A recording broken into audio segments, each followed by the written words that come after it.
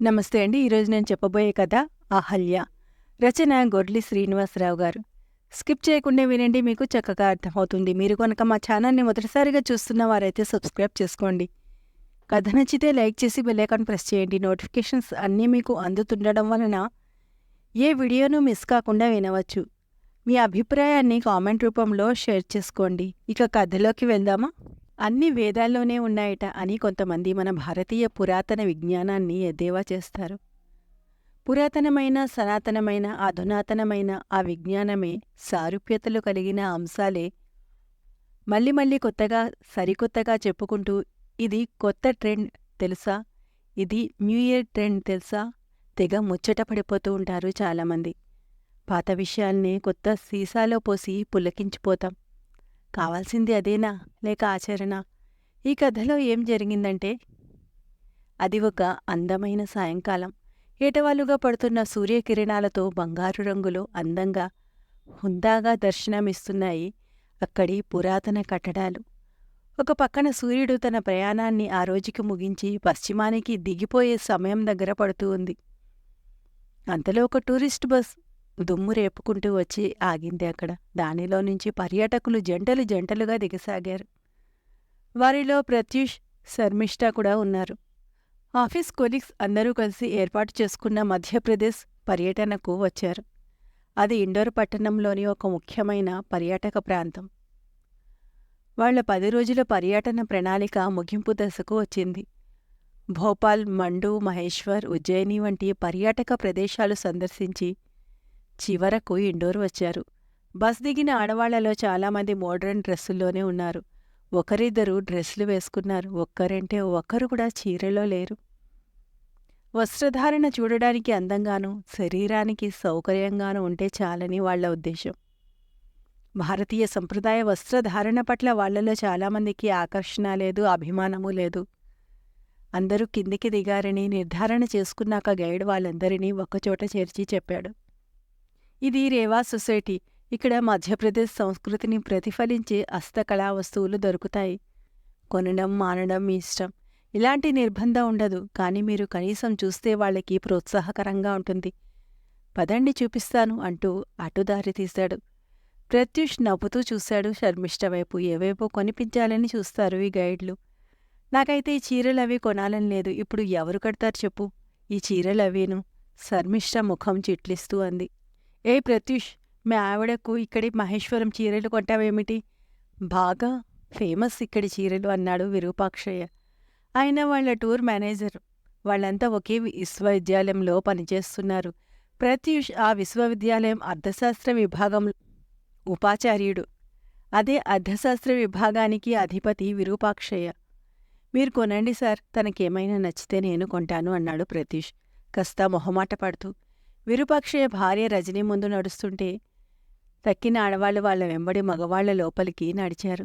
ఒక పెద్ద కోటలా ఉన్న భవనం అది. దాని పక్కనే చిరు సవ్వడులు చేస్తూ ప్రవహిస్తూ ఉంది నర్మద. తనలో మునిగి పాపాలు కడిగేసుకుంటున్న పాపుల వల్ల తనకు అంటిన పాపాలను తొలగించుకోవడానికి గంగానది మానవ రూపంలో నర్మదా నదిలో స్నానం చేస్తుందని భక్తుల నమ్మకం. అదే శాస్త్రాల ఉవాచ. అందరూ రేవా సొసైటీ అని రాసి ఉన్న పెద్ద బోర్డు కింద నుంచి లోపలికి ప్రవేశించారు. అక్కడ ఇతర బస్సులలో వచ్చిన పర్యాటకులు కూడా ఉన్నారు. మహేశ్వరంలో నర్మదా నది ఒడ్డున ఉన్న శివాలయం చాలా ప్రసిద్ధి. ఒకప్పుడు హోల్కర్ రాజుల పరిపాలనా కేంద్రం అది. ఇంకా అక్కడ ఆనాటి హోల్కర్ రాజుల వారసులు ఉన్నారు. ఆ కోటను పర్యాటక ప్రాంతంగానూ, ఒక హోటల్గానూ అభివృద్ధి చేసింది. ఆ హోల్కర్ రాజు వంశస్థులే రేవా సొసైటీ లోపలికి తీసుకువెళ్ళాడు గైడ్. లోపలికి తీసుకువెళ్ళి అక్కడ ఉన్న రకరకాల చీరలు చూపించాడు. అవే కాకుండా అక్కడ శాలువాలు, దుపట్టాలు, ఇంకా స్త్రీలు ధరించే అనేక రకాల వస్త్రాలు ఉన్నాయి. వాటి అందాలకు అబ్బురపడుతూ వాటిని పరిశీలిస్తున్నారు. వాటిని చూస్తున్న స్త్రీలందరూ చూసేవాళ్లు చూస్తున్నారు, ఆనందిస్తున్నారు. కాని కొనేవాళ్ళెవరూ లేరు. అవి మరీ ఎక్కువ ధరలు కూడా కావు. వారందరికీ అందుబాటులో ఉన్న ధరలే.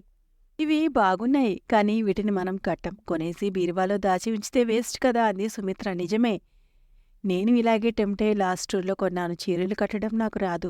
పైగా నాకు నప్పవు కూడా. అందుకే ఎవరికైనా గిఫ్ట్గా ఇచ్చేద్దామా అని ఉంది అంది శర్మిష్ఠ. అదేం కాదు, చీరలో ఉన్న సంప్రదాయక సౌందర్యం మరే వస్త్రధారణలోనూ రాదు. అదే కదా భారతీయత ఆకర్షణ అంది రజని. అవుననుకోండి, కాని చీరను ఒళ్ళంతా చుట్టుకున్నట్లు ఉంటే అడుగు తీసి అడుగు వేసినట్లే ఉంటుంది. మా స్పీడికది అడ్డు అంది సుమిత్ర నవ్వుతూ. తక్కిన ఆడవాళ్లు కూడా కిలకిలా నవ్వారు. వాళ్ళంతా 25-30 ఏళ్ల లోపువారే. రజనీ వయసు వారికంటే కనీసం 10 ఏళ్లు ఎక్కువ. అందువలన చీరలు సంప్రదాయం అంటుంది గాని మనకెందుకు అనుకుంటున్నారు తక్కిన ఆడవాళ్లు. ప్రత్యూష్, ఈ లేడీస్కి చీరలు కనిపిస్తే ఒళ్ళు తెలియదు, భర్తల్ని కూడా పట్టించుకోరు. నన్నడిగితే ఇది ఓ డెడ్ ఇన్వెస్ట్మెంట్ అయ్యా. నువ్వేమంటావు అన్నాడు విరూపాక్షయ్య. అలా అని కూడా చెప్పలేం సార్. ఈ మధ్య నోబెల్ బహుమతి పొందిన ప్రపంచ ప్రఖ్యాత ఆర్థికవేత్త మన భారతీయుడు అభిజిత్ చెప్పిన విషయాలు వింటే వేరేగా ఆలోచించవచ్చు అనిపిస్తుంది అన్నాడు ప్రత్యూష్ నవ్వుతూ. పోవయ్యా, ఎంత ఆర్థికవేత్తలైనా అందరం భర్తలేమే కదా. మన కష్టాల గురించి రాసే ఆర్థికవేత్త ఎవడున్నాడయ్యా అన్నాడు విరూపాక్షయ్య. పొండి సార్, మీరెప్పుడు జోక్స్ చేస్తూ ఉంటారు అన్నాడు ప్రత్యూష్. ఆయనను తప్పించుకొని ముందుకు వెళ్తూ వాళ్ళ సంభాషణలు వింటున్న గైడు వచ్చి అక్కడ చీరల గురించి చెప్పడానికి ఒక పెద్దాయన ఉన్నారు అని చెప్పి అక్కడికి తీసుకువెళ్ళాడు. ఆ వ్యక్తి రాజవంశానికి చెందినవాడుగా ఉన్నాడు. తలకు సంప్రదాయకమైన తలపాగా ఎంత పొడవో అనుకునేటట్లు ఉంది. ఆయన కూర్చుని ఉన్న చోట అరుగుపై గోడకు ఒక పెద్ద తైలవర్ణ చిత్రపటం ఉంది. ఒక స్త్రీమూర్తి గంభీరంగా నుంచుని ఉన్నట్టు ఉంది. ఆమె చూపులు దిగ్దిగంతాలకు ఆవల ఉన్నట్లు అనిపిస్తుంది. ఆ చిత్రపటం చూసిన వాళ్ళకి వచ్చిన వాళ్ళని తన ఎదురుగా ఉన్న కుర్చీల వైపు, అరుగుల వైపు చూపిస్తూ, మీరంతా ఎక్కడెక్కడి నుంచో ఇక్కడికి పర్యాటకులుగా వచ్చారు. ఎక్కడికి వెళ్ళినా మీకు మనుషులే తారసపడతారు. అయినా మీరు ఎందుకు ఇంత దూరం వస్తారు? మనుషులు ఎక్కడైనా ఒకటే. అయినా ప్రాంతాలను బట్టి వారి చరిత్ర, సంస్కృతి మారిపోతుంది. ఇక్కడి సంస్కృతి, చరిత్ర మీ ప్రాంతాల సంస్కృతి కంటే విభిన్నమైనది. ఇక్కడి చరిత్రలో మీరెరుగని సత్యాలు దాగి ఉండొచ్చు. అవి తెలుసుకున్నప్పుడే కదా మీ పర్యటన పూర్తి అయినట్లు. అవునా అన్నాడా వ్యక్తి. అవును అన్నారు కొందరు. తక్కినవాళ్లు మౌనంగా అతని వైపు చూశారు. ఇంకా ఏమి చెప్తాడో చూద్దామన్నట్లుగా. మీరంతా మాకు అతిథులు. మీరు సమయం ఇస్తే మీకు మా ప్రాంతాలలో జరిగిన ఒక చిన్న కథ చెప్తాను. ఈ కథ మా చరిత్రలో పెద్ద మార్పుకు కారణమైంది. మీరు సావధానంగా వినండి, నేను చెప్తాను అన్నాడు. తన వెనక ఉన్న చిత్తరువు వైపు ఓసారి చూసి చేతులు జోడించాడు. అప్పుడు చెప్పడం మొదలుపెట్టాడు. ఈలోగా గైడ్ అక్కడ కూర్చున్న వాళ్ళందరికీ మట్టి ముంతలలో ఇలాచీ చాయ్ ఏర్పాటు చేశాడు. రుచికరమైన ఆ చాయ్ సేవిస్తూ ఆ నీరెండలో కమనీయంగా కనిపిస్తున్న ఆ పురాతన కట్టడాల మధ్య కూర్చుని కథ వినడానికి చెవులప్పగించారు వాళ్ళంతా. అది ఇప్పటి మాట కాదు. దగ్గర దగ్గర 300 సంవత్సరాల కిందట 1733లో జరిగిన సంఘటన. ఈ ప్రాంతాలను ఏలే రాజు దేశాటన చేస్తూ తన పరివారంతో సాగిపోతూ ఉండగా ఒక దేవాలయం దగ్గర కొందరు స్నేహితురాళ్లతో కలిసి పూజాధికాలు చేస్తున్న ఒక 8 ఏళ్ల బాలిక కనిపించింది. ఆ కాలంలో అది ఆడపిల్లలకు పెళ్ళిడు. ఆ మహారాజుకి అమ్మాయి వర్చస్సు చూస్తే తన ఒకగానొక కొడుకుకి భార్య కాగల లక్షణాలు కనిపించాయి. ఆమె పెద్దవాళ్లకు కబురు పెట్టించి వివాహ నిశ్చయం చేసుకున్నాడు. ఆమె పేరు అహల్య. పెళ్ళైన కొన్నేళ్లు అంతా బాగానే ఉంది. కాని విధివశాత్తు ఒకనాడు కొండార హోల్కర్ ఒక యుద్ధంలో గాయపడి మరణించాడు. అహల్య వితంతువైంది. ఆనాటి ఆచారం ప్రకారం ఆమెను కూడా భర్త చితిపైకి ఎక్కించారు. ఇక కొద్దిసేపటిలో చితికి నిప్పు పెడతారనగా మహారాజు మనసులో ఇది సరికాదు అనిపించింది. అప్పటికీ అహల్యకు ఒక కొడుకు పుట్టి ఉన్నాడు. ఆ పసివాడికి తల్లిని దూరం చేయకూడదు అనుకున్నాడేమో మరి. చితిపై నుంచి అహల్యను దింపవలసిందిగా ఆజ్ఞాపించాడు. చితి నుంచి దిగిన క్షణం నుంచి తను గడిపే ప్రతి క్షణాన్ని అహల్యపై తనకు భగవంతుడు ప్రసాదించిన రెండో జీవితంగా భావించింది. ఆ జీవితాన్ని ఏదో కారణం నిమిత్తం విధి తనకు ప్రసాదించిందని విశ్వసించింది. మరికొన్నేళ్లకు మహారాజు కూడా మరణించేసరికి అహల్య రాణిగా పదవి చేపట్టింది. ఆనాటి పరిస్థితులు చాలా క్లిష్టంగా ఉండేవి. ఒక స్త్రీ రాజ్యం ఏల్తోందని పొరుగు రాజ్యాల రాజుల నుంచి నిరసనలు, తరచు దాడులు జరుగుతూ ఉండేవి. వాటినన్నిటినీ ధైర్యంగా ఎదుర్కొంటూ ఉండేది. తరచు జరిగే యుద్ధాల వల్ల ప్రజల ఆర్థిక పరిస్థితి అంతంత మాత్రంగా ఉండేది.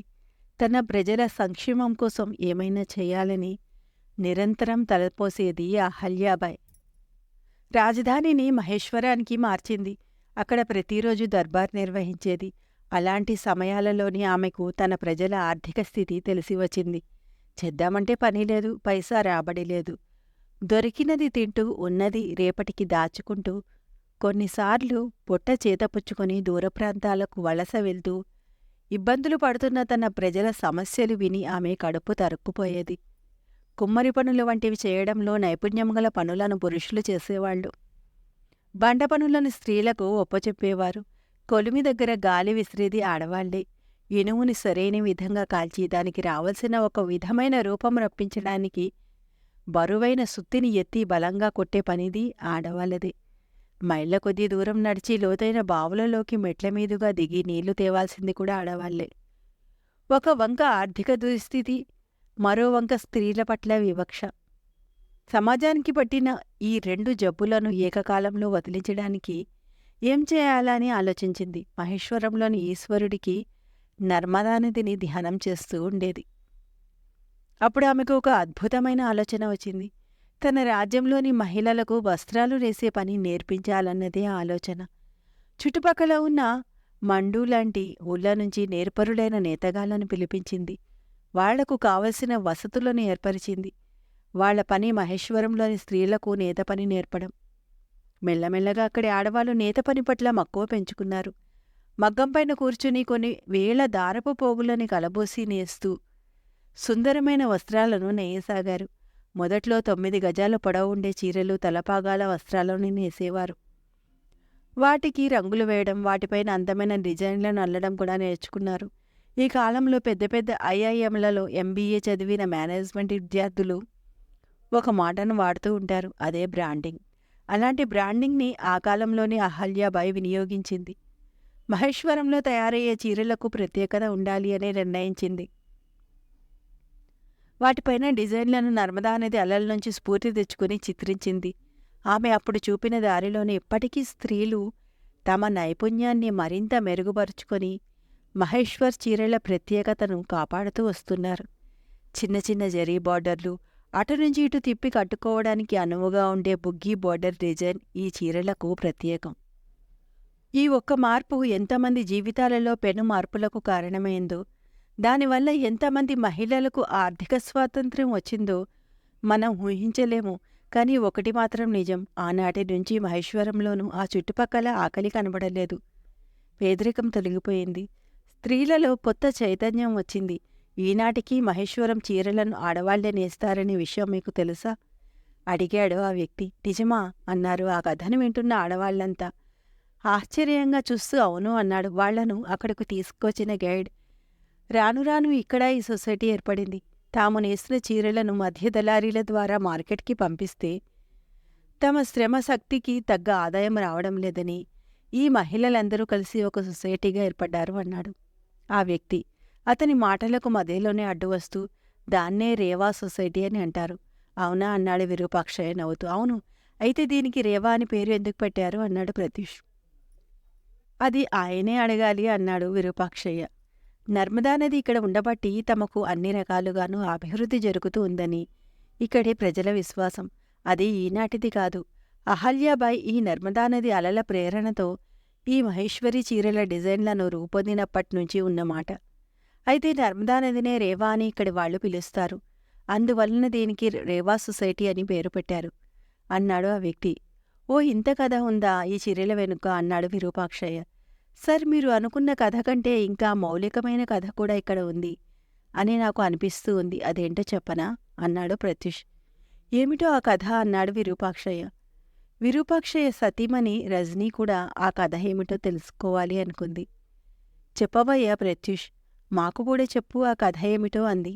తక్కిన మహిళలు కూడా ఆసక్తిగా చూశారు ప్రత్యూష్ వైపు. ఈ మధ్య మన భారతీయ సంతతికి చెందిన అభిజిత్ బెనర్జీకి ఆర్థిక శాస్త్రంలో నోబెల్ బహుమతి ఇచ్చారు. ఆయన తన బృందంతో కలిసి ప్రభుత్వాలకు పేదరిక నిర్మూలనకి చేయవలసిన కార్యక్రమాల గురించి పరిశోధన చేశాడు. ఆయన కనుక్కున్న విషయం ఏమిటో తెలిస్తే మీరు ఆశ్చర్యపోతారు అన్నాడు ప్రత్యూష్. అబ్బా, ఊరించగా చెప్పవయ్య బాబు అన్నాడు విరూపాక్షయ్య. పేదరికాన్ని సమర్థవంతంగా పారద్రోలాలి అంటే ప్రభుత్వాలు ఇలా ఉపాధి కల్పించే సంక్షేమ పథకాలు చేపట్టాలి అన్న విషయాన్ని ప్రయోగాత్మకంగా నిరూపించాడు బెనర్జీ. అదే విషయాన్ని సుమారు 3 దశాబ్దాల కిందటే మన భారతీయ వనిత మహారాణి అహల్యాబాయి హోల్కర్ రుజువు చేసింది అన్నాడు ప్రత్యూష్. అవునయ్యా, నువ్వు చెబుతుంటే నిజమే అనిపిస్తోంది. మన వాళ్ళ ప్రాక్టికల్ నాలెడ్జికి ఈనాడు సిద్ధాంతాలను చేర్చి నోబెల్ ప్రైజ్ కొట్టేశాడే మన బెనర్జీ బాబు అన్నాడు విరూపాక్షయ్య. సరే, మీ బెనర్జీ బాబు సంగతి పక్కన పెట్టండి. మేమందరం కూడా రజనీ ఆంటీ సాయం తీసుకొని చీరలు కట్టడం నేర్చుకొని చీరలు కొంటూ ఈ చేనేత కార్మికులకు మా వంతు ప్రోత్సాహాన్ని ఇస్తాము అంది శర్మిష్ట అందరి తరపున మాట్లాడుతూ. అవును అవును అన్నారు తక్కిన ఆడవాళ్ళంతా ముక్తకంఠంతో. అందరూ ఆడవాళ్లు తల ఒక మహేశ్వరి చీర కొనుక్కున్నారు. తమకు అహల్యాబాయి కథ చెప్పిన వ్యక్తి ఆ రాజవంశానికి చెందినవాడేనని గైడ్ చెప్తే అందరూ మరింత ఆశ్చర్యపోయారు. అందరూ వెళ్ళి ఆయనతో పాటు ఒక గ్రూప్ ఫోటో దిగారు.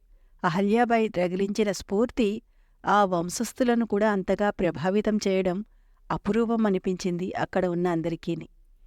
ఇంతేనండి కథ. కథ నచ్చితే లైక్ చేసి సబ్స్క్రైబ్ చేసుకోండి. ఇటువంటి మరిన్ని మంచి మంచి కథలను వినండి.